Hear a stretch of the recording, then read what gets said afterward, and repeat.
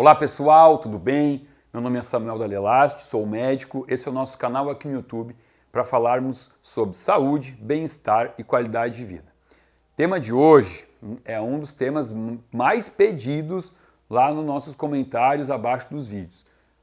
Samuel, fala sobre dor de cabeça, por favor. Olha, tema muito extenso, ainda mais se eu fosse falar sobre dor de cabeça, né? Por quê? Porque as causas de dor de cabeça provavelmente daria não um vídeo, mas sim um mês de aula aqui, onde a gente teria que abordar temas como bruxismo, patologias de contratura muscular, até desvio de quadril, pessoas que têm uma perna menor que a outra, pode trazer uma dor de cabeça. Patologias de boca, a gente poderia ficar aqui divagando sobre milhares de possibilidades sobre dor de cabeça. Então o que eu fiz? Eu escolhi falar hoje sobre enxaqueca, porque enxaqueca com certeza é a maior causa de procura de consultório médico de pacientes que têm algum tipo de dor de cabeça. Ou seja, vamos falar assim, dor de cabeça a gente chamaria, então, falando bonito, né? Cefaleia, tá? Cefaleia é o nome técnico para dor de cabeça. Dentre os tipos de cefaleia, temos alguns tipos e enxaqueca é um dos tipos, o mais comum.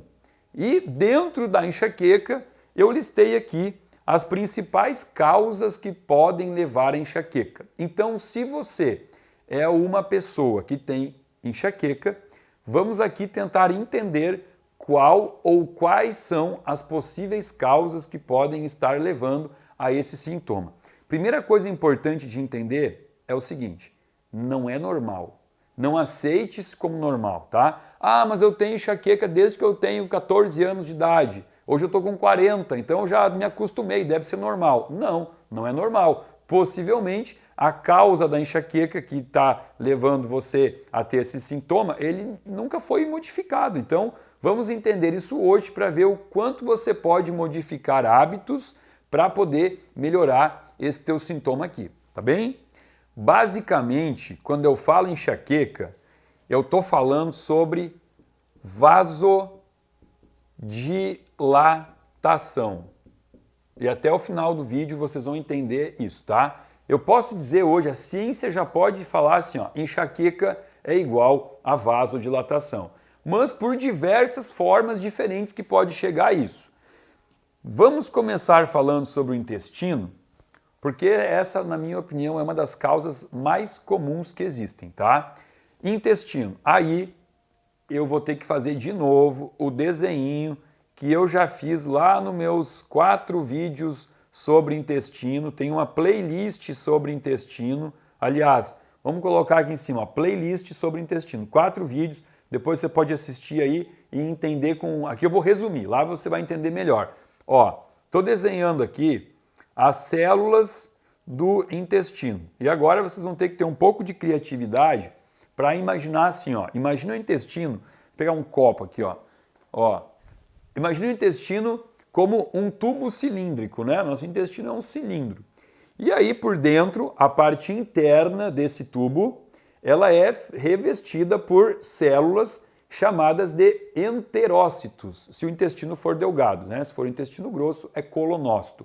Mas aqui eu estou desenhando o intestino delgado, que é a célula, essa célula aqui, isso é uma célula microscópica, só é possível ver a microscópio, né? Olho nu, a gente não enxerga, essa célula chama enterócito.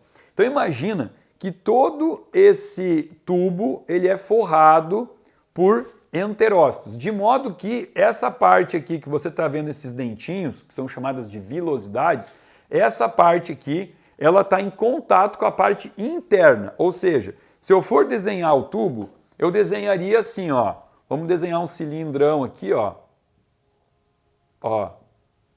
tá? Então é como se eu tivesse as células assim, tá? Essas células, vocês estão vendo que eu botei coladinha uma na outra, bem grudadinha, tá? Porque não pode ter espaço aqui. Inclusive existem grampos aqui, chamados tight junctions, E abaixo das tight junctions tem os desmossomos. Tudo isso serve como grude, para grudar uma célula na outra. Por quê? Porque o que você comeu vai estar passando aqui, ó, e vai estar entrando no corpo através das células. Porém, se você tiver uma situação chamada de leak gut, em português isso recebe uma tradução assim, ó, hiperpermeabilidade intestinal, tudo junto assim, ó, hiperpermeabilidade, tudo junto, intestinal, que é o leak gut. O que é o leak gut? É quando você quebra as ligações que mantêm essas células juntas, ó. E aí você então vai passar a ter espaços que não poderiam ter entre uma célula e outra. Porque o intestino ele é para ser permeável e não hiperpermeável.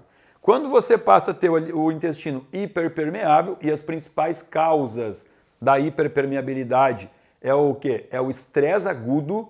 O estresse ele diminui uma camadinha que está aqui por cima protegendo, que é uma camada chamada camada IgA secretora. Então a camada IgA secretora ela sai porque você está estressado demais, produzindo muito cortisol, né? O cortisol inibe essa camada IgA secretora, teu intestino fica mais vulnerável e suscetível. Então, primeira causa, o estresse. Segunda causa, medicamentos. Os principais medicamentos que fazem isso aqui, corticosteroides, né, os corticoides, e anti-inflamatórios, tá? Eles vão fazer isso aqui. Terceira causa, alimentos com alto peso molecular. Então, por exemplo, os transgênicos, o trigo representa aqui, é o principal transgênico mais consumido, né, no Brasil e no mundo. O trigo, o milho transgênico, a beta-lactoglobulina, que é uma proteína encontrada no leite de todos os animais mamíferos, exceto camelo e homem, espécie humana, né? Todos os outros animais que não sejam o camelo e o homem vão ter no leite a beta-lactoglobulina, que tem como principal efeito ruim no corpo quebrar esses grampinhos aqui. Então, quando você consome esse tipo de alimento, quando você está estressado ou quando você ingere esses medicamentos que eu citei, você pode fazer um leak gut no teu intestino. Quando você tem o leak gut, o que vai acontecer aqui? Você vai ter a entrada de coisas que não deveriam entrar no corpo, endotoxinas, lipopolissacárides, que são os LPS, que é o produto final é liberado pelas proteínas, pelas bactérias gram-negativas que habitam o intestino, que a isso a gente dá um nome de disbiose. Também tem tudo isso naquele meu vídeo lá sobre o intestino. A disbiose é uma desregulação da nossa flora intestinal e com isso você passa a ter muita bactéria gram-negativa, que vai liberar lipopolissacárides, e os lipopolissacárides que conseguiram entrar aqui e que foram para a corrente sanguínea, agora vão estar circulando aqui na artéria, ó, uma veia, uma artéria, e vão estar andando pelo nosso corpo. Qual o problema do excesso de lipopolissacárides no corpo? Na verdade, os problemas são vários, mas a gente está falando de enxaqueca. Vocês têm que entender que o nosso cérebro é um órgão tão nobre, mas tão nobre, que para o sangue chegar no cérebro e circular levando oxigênio, ele tem que passar por uma espécie de uma peneira, de um filtro, que vai fazer com que o sangue seja filtrado para entrar no cérebro, para não levar para o sistema nervoso central endotoxinas, substâncias tóxicas. O nome dessa peneira, desse filtro, chama barreira, já falei disso aqui antes também, ó, barreira hematoencefálica. Barreira hematoencefálica, ó, hemato significa sangue, encéfalo, né, sistema nervoso central. Então existe uma barreira hematoencefálica que protege o cérebro contra essa possível chegada de endotoxinas. Porém, os lipopolissacárides aqui, os LPS, eles quebram essa barreira hematoencefálica e fazem com que o cérebro fique vulnerável a receber um sangue, vamos dizer assim, contaminado, né? Essa palavra não está certa, um sangue com toxinas. E isso gera uma neuroinflamação que, por sua vez, vai levar a uma vasodilatação. O que essa palavra significa? Ó, ela é simples, ó. Vaso, Vaso é uma artéria, uma veia. Dilatação, uma dilatação do calibre de um vaso, que pode ser artéria ou veia. Qual o problema aqui da vasodilatação nesse momento dentro do cérebro e que pode levar à enxaqueca? É muito simples, mas vamos lá, de novo, usar a imaginação. Imagina um vaso como uma mangueira. Vamos de novo. Isso aqui era o intestino, agora esse copo acabou de virar uma artéria. Então imagina uma artéria com sangue circulando aqui dentro. Só que essa parede muscular da artéria aqui, ela é uma parede que vocês têm que imaginar assim, ó, como uma coisa totalmente entrelaçada, tá? Imagina uma trama, uma malha, e que quando essa malha está apertada, ela fica muito mais fechada, os poros ficam fechados. Quando essa artéria dilata, essa trama se abre com pequenos poros que permite que saia algum conteúdo de dentro da artéria, né? Agora de novo, ó, isso aqui já não é mais um... Ah não, isso aqui era uma artéria, eu desenhei uma artéria. Então imagina isso aqui como uma artéria, ó. E aí essa artéria então agora quando ela abre, ela vai permitir o extravasamento. O que é o sangue? O sangue é formado de quê? De água, eletrólitos e células. As células do sangue são basicamente plaquetas, glóbulos brancos e glóbulos vermelhos. E o resto é tudo água, é muita água. E essa água recebe o nome de plasma. Então, quando existe a vasodilatação, vai sair de dentro da artéria, vai sair o plasma, ó aqui, plasma, e esse plasma vai gerar um edema no cérebro. Esse plasma é reconhecido pelo nosso cérebro como um corpo estranho que apareceu ali, porque não era para ele estar fora da artéria.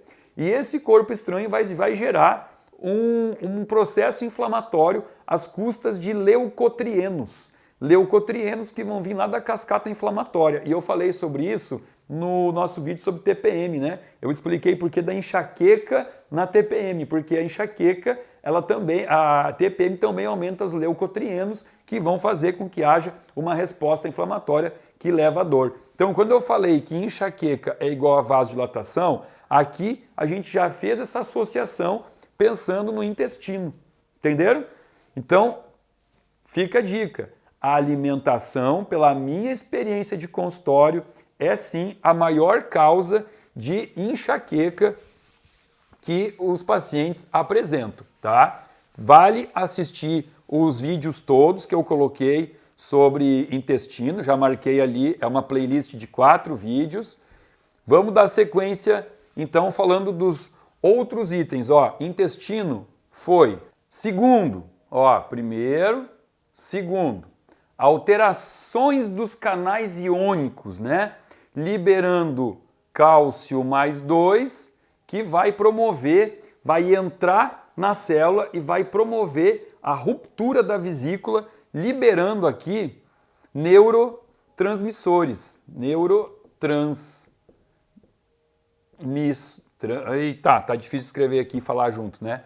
Neurotransmissores, e alguns neurotransmissores, eles provocam a vasodilatação que a gente acabou de ouvir aqui. Quais são as principais causas dessa alteração dos canais iônicos, promovendo a liberação de cálcio e aumentando aqui a liberação dos neurotransmissores? Vamos botar aqui, ó. Primeira, álcool. Algumas drogas também e alimentos. E aí aqui, deixa eu deixar claro para vocês uma coisa.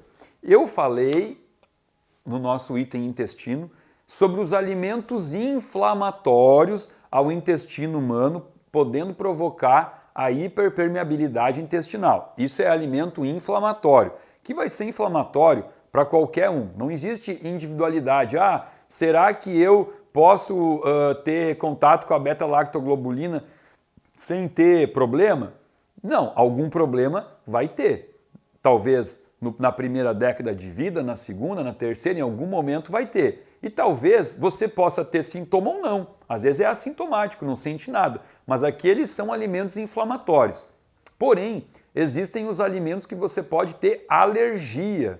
E aí é outro negócio, não é pela questão da hiperpermeabilidade intestinal, simplesmente você pode ter alergia a algum alimento e ele vai ser aqui o responsável, então, por liberar por essas vesículas neurotransmissores que propagam a vasodilatação. Como que você sabe que tipo de alimento pode te dar essa alergia que está te dando enxaqueca? Olha, muitas pessoas conseguem descobrir só pela observação, né? Comeu, teve dor de cabeça. Aí analisa o que foi que comeu. Claro que, às vezes, num prato você tem 5, 6, 7 tipos de comida diferente. Aí você vai comer aquela variedade, vai ter dor de cabeça, vai olhar. Olha só, o que tem nesse prato que geralmente eu não como todo dia aqui? O que tem aqui que eu como muito pouco, né? Então, tentando fazer esse tipo de análise. Nem sempre é possível, porque nem sempre a pessoa vai ter a enxaqueca imediatamente após o consumo. Aquele alimento que comeu pode dar uma enxaqueca até no dia seguinte, né? Então também existem exames de alergias que você pode fazer. Você pode fazer o de 50 itens, o de 100 itens, o de 200 itens, né? Tem vários exames para identificar que possível alimento possa ser esse que você tem alergia. Tá? Então, importante separar alimento inflamatório de alimento alergênico. Entenderam? Uma causa muito frequente de vasodilatação é entender que a vasodilatação ela vai ser quase sempre, ela vai ser a primeira resposta da vasoconstrição. Então são dois nomezinhos aqui, ó, vasoconstrição, fechamento do vaso, vasodilatação, abertura do vaso. Quando eu tenho uma vasoconstrição, eu estou fechando o meu vaso. Com isso, eu estou diminuindo o fluxo sanguíneo. E não é interessante para o corpo diminuir o fluxo sanguíneo para nenhum órgão, não por muito tempo. Às vezes, para algum momento, sim. Né? Por exemplo, se você sofreu um assalto e você tem que sair correndo porque você está sendo roubado, o corpo ele vai fazer com que você tenha vasodilatação nos órgãos que precisam de mais sangue. Isso chama reação de luta ou fuga, né? Você precisa de mais sangue aonde? Quando você vai fugir de um bandido. Você precisa de mais sangue nos músculos, né? Porque você vai correr. Então, a tua musculatura precisa de mais sangue. Então, teus músculos vão ter uma vasodilatação, a tua pupila vai dilatar, porque você precisa enxergar melhor para poder fugir, né? O teu coração vai também bombear mais sangue, então ele vai precisar de mais sangue. E outros órgãos teus, que nesse momento não são importantes, eles vão ter uma vasoconstrição, como por exemplo o teu sistema urinário, o teu sistema digestório. Você não precisa fazer a digestão no meio de uma fuga, né? Então o corpo ele tem muito disso, ele prioriza o sangue para o lugar certo através da vasodilatação ou da vasoconstrição. Então, quando eu falo em vasoconstrição, eu tenho que pensar que isso se dá por algumas substâncias que o meu corpo vai produzir. Vamos falar aqui, ó, vasoconstrição. Eu não sei se vocês já ouviram falar, não é algo tão difícil de ser falado, as pessoas falam muito hoje, no sistema simpático e parasimpático. Até, inclusive, existe uma cirurgia, né, que chama simpatectomia, que é aquela cirurgia que faz uma cauterizadinha no nervo simpático aqui nas costelas para pessoas que suam demais, né? Suam demais nas mãos ou nos pés. Então, isso é o sistema simpático e o parasimpático que tenta sempre estar em equilíbrio. O segredo para você estar bem é estar com os dois equilibrados. E o sistema simpático, ele é o que vai liberar as substâncias que geram a vasoconstrição. Então vamos botar aqui, ó, sistema simpático. O que o sistema simpático vai liberar? Noradrenalina e neuropeptídeo Y, que é um orexígeno, é o responsável pelos picos de compulsão. Neuropeptídeo Y, né? Então, liberou noradrenalina e neuropeptídeo Y, isso vai gerar uma vasoconstrição. Por um mecanismo alostérico de compensação, o corpo imediatamente vai promover a vasodilatação. Como? Através do sistema parasimpático, liberando um neurotransmissor chamado acetilcolina, que vai se ligar a receptores de vasodilatação. Então, olha aqui, ó, o sistema simpático faz a vasoconstrição, o corpo, por alosteria, ele vai, então, buscar uma compensação e vai liberar acetilcolina para fazer a vasodilatação.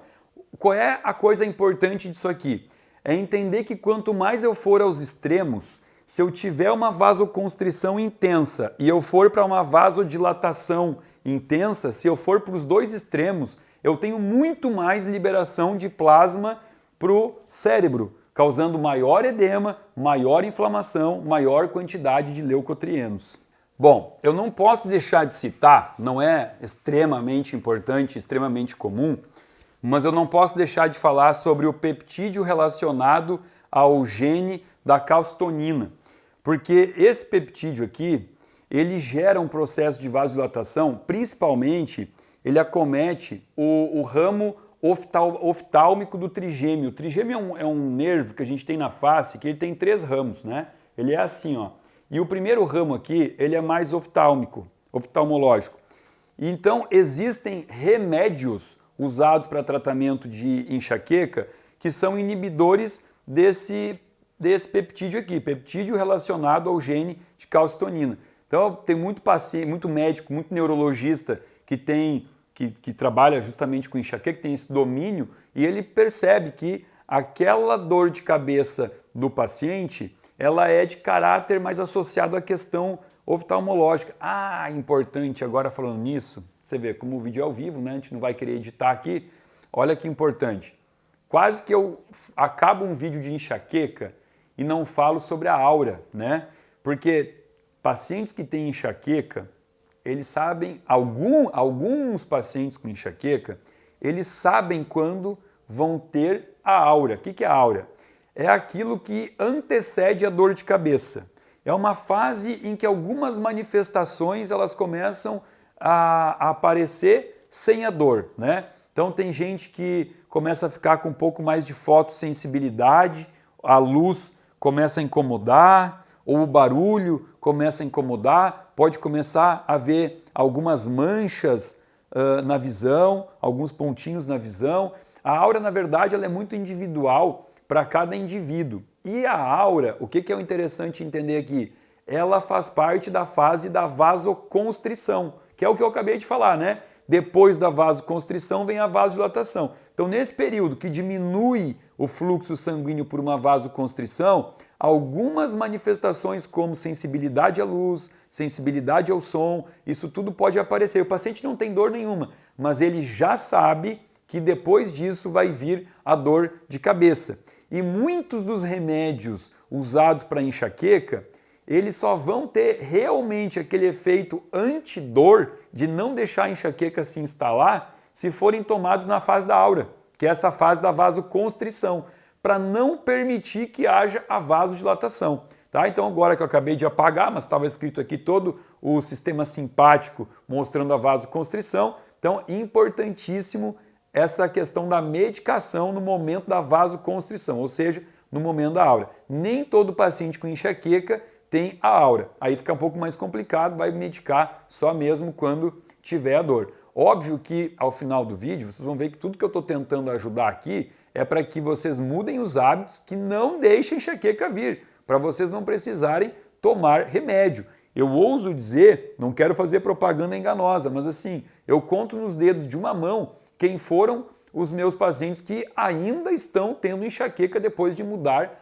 hábitos, né? Porque é extremamente prazeroso você pegar um paciente que por 20 anos sofreu, porque isso aqui tira a qualidade de vida, e você conseguir, de certa forma, interagir na vida do paciente, mudando a alimentação, mudando o estilo de vida, e esse paciente voltar e falar assim, Samuel, eu nunca mais tive dor de cabeça. Óbvio, eu não estou prometendo isso, eu não estou prometendo que todo paciente consegue não ter mais enxaqueca. Por quê? Porque também existe uma questão genética, embora no último videozinho de dica que eu botei para vocês aqui, eu falei que a genética ela não impera. A genética ela existe, ela te predispõe a alguma doença, mas a mudança de hábitos pode ser muito mais impactante do que isso, né? Então até mesmo quem tem a genética pode muitas vezes conseguir mudar isso com mudança de hábito. Vamos falar de sono. Sono é um baita de um gatilho para desenvolvimento desse sintoma chamado enxaqueca. É importante entender que sono é reparador, é um momento onde você produz diversos hormônios que só são produzidos à noite e que se você tem essa orquestra hormonal comprometida, você pode sim estar muito mais vulnerável, muito mais suscetível à vasodilatação que vai levar à enxaqueca. E entender também que dormir não é simplesmente só dormir, né? Quando eu falo sono, é aquele sono de qualidade, num quarto escuro, antes do sono, fazer a higiene do sono, né? Não ficar na luzinha do celular, computador, não ficar ouvindo música alta, as luzes de casa mais baixinhas, né? Dormir num quarto onde você tenha a opção de estar com tudo que é eletrônico desligado, celular longe da cabeça, tudo isso é importante na questão sono. Bom, fármacos, vamos falar de fármacos. Aqui na minha opinião de quem trabalha todo dia atendendo o paciente, eu poderia falar que um dos fármacos mais associados à enxaqueca, com certeza são os contraceptivos hormonais, que inclui pílula anticoncepcional, anel vaginal chamado NuvaRing, Dilmirena, que não é Dil, né, é um Silmirena, esses métodos que utilizam hormônios sintéticos para evitar a gravidez. Está aqui muito associado e outros fármacos também que atuam nos receptores alfa, beta, teta da parede dos vasos, né? Porque o vaso sanguíneo ele tem aqui na sua parede diversos receptores onde muitos fármacos agem. E aí, dependendo do receptor, em alguns vasos sanguíneos, o receptor, se o medicamento ele tem um poder vasoconstritor sobre receptores beta, ele pode fazer a vasoconstrição e depois vai vir, então, a vasodilatação secundária como um mecanismo de compensação. Então, medicamentos também podem estar relacionados à enxaqueca. Se você não tomava remédio, nunca tomou, aí por algum motivo teu médico te prescreveu um medicamento, sei lá, para controle de pressão arterial, da glicose, de qualquer coisa assim, e você a partir daí passou a ter dor de cabeça, você tem que fazer essa relação. É muito importante e você deve voltar para o teu médico e conversar com ele sobre isso. E vamos voltar aqui a bater nessa tecla da vasodilatação. Quando eu falo em vasodilatação, a gente não pode deixar de falar sobre o óxido nítrico, que está intimamente associado a isso, né? Óxido nítrico, NO, que vai vir da arginina. A arginina é o aminoácido precursor do óxido nítrico. O óxido nítrico está intimamente associado à dilatação, vasodilatação. Porém, o óxido nítrico pode se ligar a um radical livre, e radical livre é ruim, vocês sabem disso, né? O radical livre ele gera o estresse oxidativo. Então, um radical livre chamado superóxido, que é esse aqui, ó, O2 com menos em cima, esse é o superóxido. Olha o que eu vou ter aqui.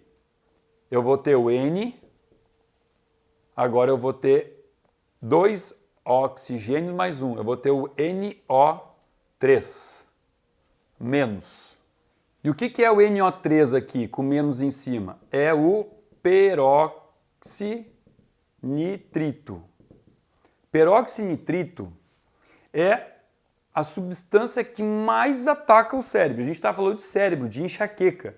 Então aqui a gente tem que ter esse cuidado, porque olha só, quando é que eu tenho, então, excesso de radical superóxido, radical livre superóxido? Quando eu estou em estresse oxidativo. E eu estou em estresse oxidativo por ter hábitos ruins, né? Minha alimentação é ruim, eu sou muito estressado. Claro, o estresse aumenta, olha o nome, estresse oxidativo, né? Já tem estresse no nome. O estresse aumenta muito o nível de radical livre e aí o óxido nítrico, que é legal, que eu quero, né? Eu gosto, eu vou para academia, eu quero ter vasodilatação para melhorar minha performance de fluxo sanguíneo, só que quando eu tenho excesso de óxido nítrico e excesso de peróxido de superóxido, eu vou ter peróxido-nitrito em excesso e eu vou começar então a ter mais neuroinflamação.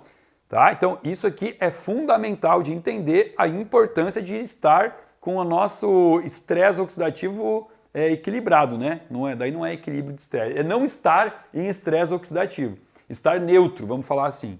E eu não posso deixar de lembrar que o óxido nítrico ele pode se ligar a guanosina monofosfato cíclica, que é a GMPC, tá? A GMPC, ela é ligante de receptores que promovem a vasodilatação, ou seja, vasodilatação. Aqui eu começo a entender dois tipos de enxaqueca muito comum, porque é o que eu falei. Se eu ligar o óxido nítrico a GMPC, eu vou ter uma vasodilatação e uma enxaqueca que em duas situações são muito específicas. Primeiro, a enxaqueca orgásmica. Existem pessoas, principalmente homens, que têm uma enxaqueca muito forte após o orgasmo. Por quê? Porque no orgasmo você está na relação sexual, você está fazendo uma atividade física, você tem então um aumento de óxido nítrico. E aí, se você tem esse aumento de óxido nítrico e você tem essa tendência a ligar na GMPC e ter essa vasodilatação e você tem essa sensibilidade no cérebro, talvez porque ele já está inflamado, porque a tua barreira hematoencefálica foi rompida, porque você está com excesso de peróxido nitrito, então você pode ter isso que compromete a qualidade de vida. Você imagina um jovem, um adolescente, que toda vez que ele tem relação sexual, tem um orgasmo, que era para ser uma coisa prazerosa, não, ele tem uma dor, né? E outra situação é a enxaqueca após atividade física. O pessoal vai para a academia, fazer um treino, uma corrida, uma musculação, qualquer coisa assim que promova a vasodilatação, aumenta o óxido nítrico, dor de cabeça depois. Então aqui você entende esses dois tipos bem peculiares de enxaqueca, que está relacionado ao aumento do óxido nítrico. Existe uma chamada fosfadiesterase, que ela é inibidora da GMPC. Então ela ajuda a evitar essa dor de cabeça. Só que existem alguns medicamentos que são inibidores da fosfadiesterase. Que medicamentos são esses? Que grupo de medicamentos? Medicamentos para disfunção erétil. Então alguns remédios para tratamento de disfunção erétil inibem essa enzima, deixando com que a GMPC ligue-se no óxido nítrico, né? E o cara toma isso para quê? Para ter uma relação sexual, né? Então ele vai ter o aumento da vasodilatação, vai ter a ligante aqui GMPC em excesso, porque ele bloqueou a enzima que inibia, e tem como resultado depois dessa relação sexual uma baita de uma dor de cabeça. Então aí a gente já começa a entrar com um problema, né? Por quê? Porque para certas situações, para certos pacientes, a única coisa que a gente pode fazer para melhorar a questão da performance sexual, numa possível disfunção erétil, são esses medicamentos que podem trazer como efeito colateral dor de cabeça. Ainda bem que isso não é comum, não é tão comum, raro também não é, né? Mas muitos pacientes conseguem tomar esses remédios sem ter como consequência uma bela de uma enxaqueca. Bom, aí você vai falar, Samuel, legal, você falou um monte de nome feio, mas até agora não falou como que eu posso tratar a minha enxaqueca. Bom, se você não percebeu, muito eu já falei. Já falei sobre a questão da alimentação, de cuidar do intestino, de gerenciar o estresse, de ter um sono reparador. Que mais? Por enquanto foi isso que eu falei. E uma das maneiras que a ciência busca tratar essa vasodilatação é buscando uma vasoconstrição leve. Ou seja, pacientes que têm essa tendência à enxaqueca, eles precisam manter uma leve vasoconstrição, não a ponto de interromper o fluxo sanguíneo, comprometer o fluxo sanguíneo, mas também para não deixar com que haja essa dilatação do vaso. Existe um neurotransmissor muito importante que faz isso, e esse neurotransmissor chama-se serotonina. E aí, gente, olha como eu vou conectar o final do nosso vídeo com o início. Quando eu mostrei para vocês o desenho do intestino, da disbiose, da hiperpermeabilidade intestinal, olha só, a serotonina ela é produto de um aminoácido chamado triptofano. Triptofano. O triptofano ele tem que se converter em 5-hidroxitriptofano para se converter em serotonina. Toda essa orquestra é dependente do intestino, porque o triptofano no intestino ele pode ir para 3 vias diferentes. Uma dessas vias, se você está em disbiose, a via mais comum é que você transforme o triptofano em quinurinas, em ácido quinurínico, por uma via da IDO, que é uma enzima que chama indoleamina 2,3-dioxigenase. A indoleamina 2,3-dioxigenase vai roubar o triptofano por uma via inflamatória, que não é nem um pouco interessante. Eu quero que o triptofano ele seja transformado por uma enzima chamada triptofano hidroxilase em 5-hidroxitriptofano. Porque se eu tiver os cofatores certos aqui, e os cofatores certos é vitamina B3, vitamina B6 e magnésio, eu vou ter a serotonina. Porque a serotonina é um neurotransmissor que tem essa capacidade de evitar a vasodilatação. Notícia ruim é que não é todo receptor de serotonina que vai trabalhar nessa via de controle de enxaqueca, né? Isso é notícia ruim para as pessoas com enxaqueca. Por quê?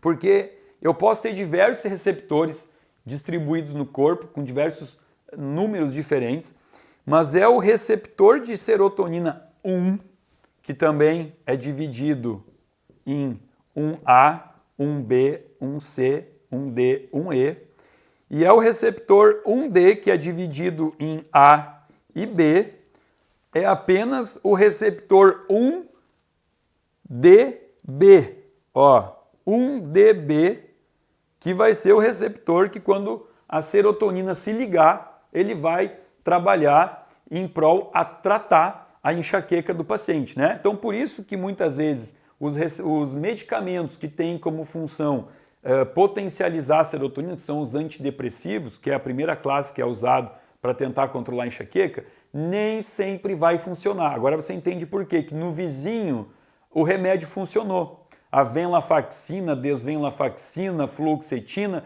funcionou no vizinho, mas não funcionou em você, porque depende muito do receptor, né? E você pode ter mais receptor 1A, 1B, 1C, e isso é muito variável entre as pessoas. Então, por isso que eu sempre digo para a gente não tentar tratar enxaqueca com medicamento, porque a possibilidade de você conseguir é menor e também não é legal você ter que usar um remédio para o resto da vida que vai trazer alguns efeitos colaterais e uma certa dependência química. Então, a melhor maneira de tratar a enxaqueca é uma alimentação anti-inflamatória, beleza, tirou alimento anti-inflamatório, tirou método contraceptivo à base de hormônio, ou também, não só método contraceptivo, né? Mulheres na menopausa que fazem reposição hormonal com hormônios químicos sintéticos, né? Que não optaram pelos hormônios bioidênticos, também podem ter dor de cabeça. Primeira coisa que eu faço no consultório, e eu estou falando muito de mulher, porque a enxaqueca é muito mais comum em mulher, tá? Então o que eu faço? Mudo a alimentação, boto numa alimentação anti-inflamatória, excluo esses tipos de medicamento ou outro tipo de medicamento que eu sei que possa trazer como consequência enxaqueca, e aí eu vejo como é que o paciente fica. Dou para esse paciente alguns precursores naturais de serotonina, como por exemplo o próprio 5-HTP, prescrevo magnésio, prescrevo vitamina B3, que é a niacina, prescrevo vitamina B6, que é a piridoxina, né? Vou fazendo essa minha suplementação, utilizo recursos anti-inflamatórios como o ômega 3, curcumina, arpagofitum, boswellia serrata, cat's claw, qualquer desses aí, vou fazendo uma combinação. E quando o paciente continua com dor de cabeça, eu mando fazer um exame para ver alguma possível alergia alimentar, eu oriento meu paciente como deve ser o sono dele, eu faço ele aplicar durante o dia alguns minutos de mindfulness. Mindfulness é muito importante, né? Que é a atenção plena, porque no mindfulness você respira profundamente, aumenta a oxigenação cerebral e isso com certeza também é tratamento da enxaqueca. Então é conduzir o paciente numa mudança de hábitos que, olha, 99,9% das vezes traz um resultado positivo. Possivelmente, o Fernando está me olhando com cara feia aqui, porque esse acho que vai ser o vídeo mais longo do canal, mas eu não consigo falar de enxaqueca resumindo assuntos, né? Imagina se eu fosse falar de cefaleia, todas as causas possíveis de dor de cabeça. Mas para quem ficou até o final, meu muito obrigado. Gostou do vídeo? Dá um likezinho, compartilha isso com quem tiver tempo para assistir um vídeo tão longo. Não está inscrito no canal? Se inscreva, ajuda esse canal, por favor, a subir, a se tornar um canal importante de saúde aqui dentro dessa plataforma chamada YouTube. Abaixo do vídeo temos um link onde você pode se inscrever e fazer parte de um grupo VIP de pessoas que recebem semanalmente conteúdo gratuito aqui do nosso canal. Muitíssimo obrigado.